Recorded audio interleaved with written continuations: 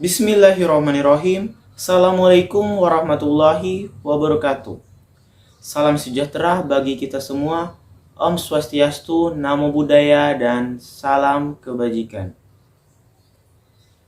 Pancasila yang merupakan dasar negara Indonesia menjadi dasar pedoman dalam segala pelaksanaan dan penyelenggaraan pemerintahan negara Indonesia, termasuk peraturan perundang-undangan.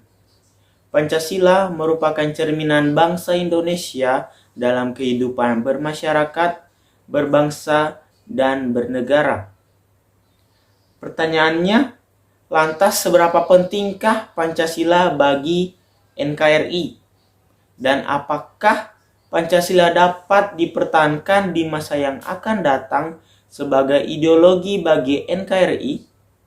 Untuk menjawab pertanyaan tersebut, saya Fatur Rahman dengan stambuk B301210069 dari program studi S1 Antropologi Fakultas Ilmu Sosial dan Ilmu Politik Universitas Tadulako akan menjelaskan lebih mendalam mengenai hal tersebut untuk memenuhi tugas ujian akhir semester pendidikan Pancasila oleh Bapak Muhammad Roy Fandi Esos MAP. Pancasila adalah dasar negara kesatuan Republik Indonesia. Proses lahirnya Pancasila menjadi sejarah yang tidak akan pernah terlupakan oleh bangsa Indonesia. Kata Pancasila berasal dari bahasa Sanskerta.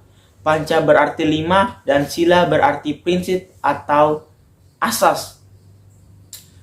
5 dasar atau 5 sila tersebut adalah: yang pertama, ketuhanan yang Maha Esa; kedua, kemanusiaan yang adil dan beradab; ketiga, persatuan Indonesia; keempat, kerakyatan yang dipimpin oleh hikmat kebijaksanaan dalam permusyawaratan perwakilan; dan kelima, keadilan sosial bagi seluruh rakyat Indonesia.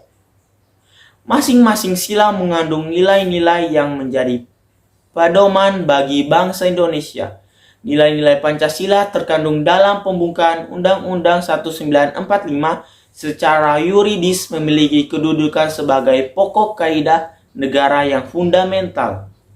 Adapun pembukaan Undang-Undang 1945 yang di dalamnya memuat nilai-nilai Pancasila yang bila mana dianalisis makna yang terkandung di dalamnya tidak lain merupakan derivasi atau penjabaran dari nilai-nilai Pancasila.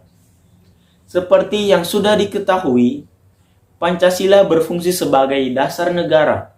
Hal ini mengandung maksud bahwa Pancasila digunakan sebagai dasar untuk mengatur, menyelenggarakan ketatanegaraan yang meliputi bidang ideologi, politik, ekonomi, sosial budaya, dan pertahanan keamanan. Secara umum, fungsi dan peranan Pancasila menurut TAP MPR nomor ketiga /MPR /2000 tentang sumber hukum nasional dan tata urutan perundangan dinyatakan bahwa Pancasila berfungsi sebagai dasar negara. Adapun fungsi umum Pancasila, yang pertama, Pancasila sebagai panduan hidup bangsa Indonesia. Artinya, Pancasila dapat digunakan sebagai panduan menata kehidupan berbangsa dan bernegara sesuai dengan nilai-nilai kehidupan yang ada.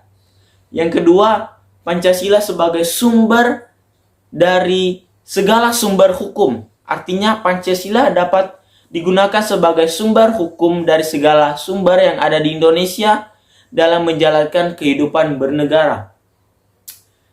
Yang ketiga, Pancasila sebagai perjanjian luhur. Artinya Pancasila memiliki makna perjanjian yang luhur karena Pancasila dibentuk sesuai kesepakatan bersama. Yang keempat, Pancasila sebagai falsafah hidup bangsa Indonesia. Artinya Pancasila mempunyai makna sebagai suatu asas yang mengandung nilai-nilai lain. Dasar yang berkewenangan yang telah kita yakini dan kita patuhi. Sehingga asas tadi kita jadikan arah pengembangan kehidupan sekarang atau masyarakat untuk menjawab masalah-masalah yang tidak dapat secara teknis atau praktis. Dalam arti ini, filsafat merupakan konotasi sebagai sifat atau pandangan hidup. Adapun juga fungsi pokok dari Pancasila. Pancasila memiliki dua fungsi pokok, yaitu sebagai pandangan hidup dan dasar negara. Kita bicara tentang Pancasila sebagai pandangan hidup, yang artinya di sini Pancasila adalah gambaran petunjuk dalam mencapai kesejahteraan dan kebahagiaan lahir dan batin dalam masyarakat yang beraneka ragam sifatnya.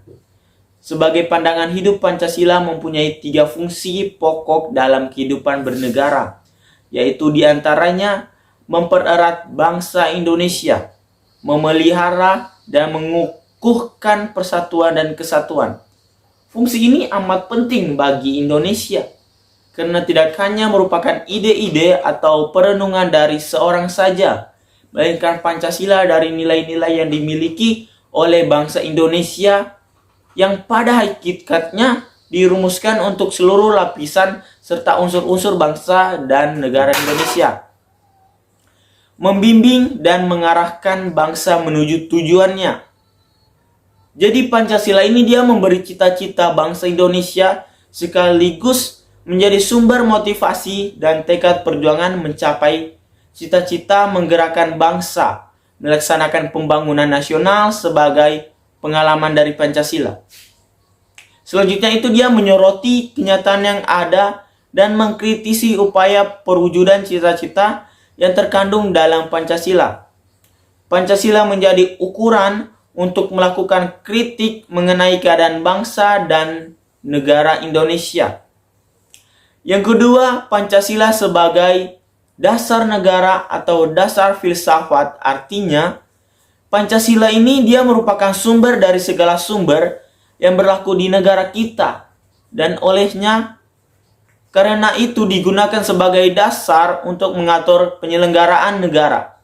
Pancasila sebagai dasar negara merupakan sumber dari segala sumber hukum atau sumber tertib hukum di Indonesia. Dengan demikian, Pancasila merupakan asas kerohanian segala peraturan perundang-undangan di Indonesia yang dalam pembukaan Undang-Undang Dasar Republik Indonesia tahun 1945 yang dijabarkan lebih lanjut ke dalam 4 pokok pikiran, yaitu pokok pikiran yang pertama, negara melindungi bangsa Indonesia dan seluruh tumpah darah Indonesia. Pokok pikiran kedua, negara hendak mewujudkan keadilan sosial bagi seluruh rakyat Indonesia. Pokok pikiran ketiga, negara yang berkedaulatan rakyat berdasarkan atas kerakyatan dan permusyawaratan perwakilan. Pokok pikiran keempat, negara berdasarkan atas ketuhanan yang Maha Esa menurut dasar kemanusiaan yang adil dan beradab. Pancasila sebagai dasar negara kemudian dihadapkan pada fenomena globalisasi. Globalisasi membawa tatanan baru dengan menghapus batas antar negara. Dampak negatif dari yang kita rasakan ini jika banyak budaya asing masuk ke Indonesia lalu menggerus nilai-nilai asli bangsa Indonesia. Sebagai contohnya begini, globalisasi ini telah mempengaruhi salah satu aspek budaya kita, yaitu gotong royong. Globalisasi membawa Indonesia pada masyarakat yang lebih individualis. Padahal, seperti yang kita ketahui, gotong royong merupakan konsep yang dijunjung tinggi oleh para pendahulu kita melalui sila keempat. Pancasila melalui kedudukan yang tetap sebagai ideologi, artinya isinya tidak boleh diubah-ubah. Namun, bukan berarti Pancasila akan menjadi kuno. Pancasila sendiri memiliki sifat yang lebih terbuka dan tidak tertutup terhadap perubahan pola kehidupan yang terjadi pada masyarakat. Pancasila bersifat aktual dan mampu menyesuaikan diri dengan perkembangan zaman.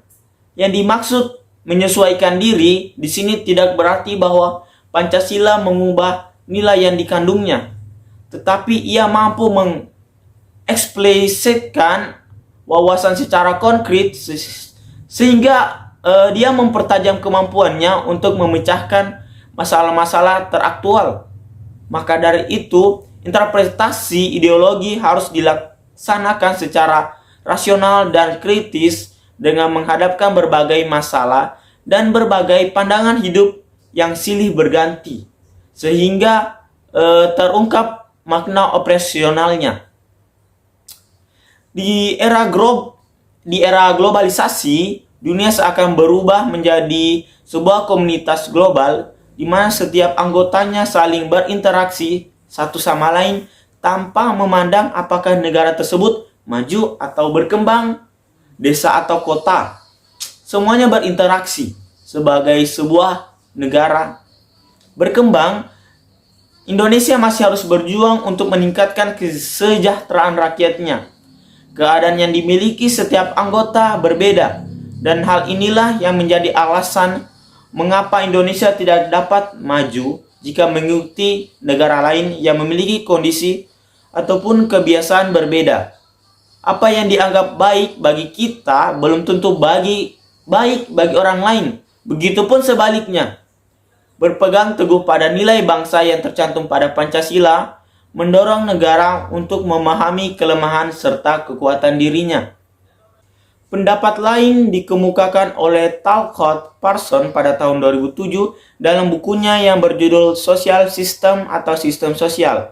Parsons berpendapat bahwa ada 4 paradigma fungsi yang harus terus dilakukan agar masyarakat terus eksis dan lestari. Pertama, masyarakat perlu memelihara sistem nilai budaya yang dianut.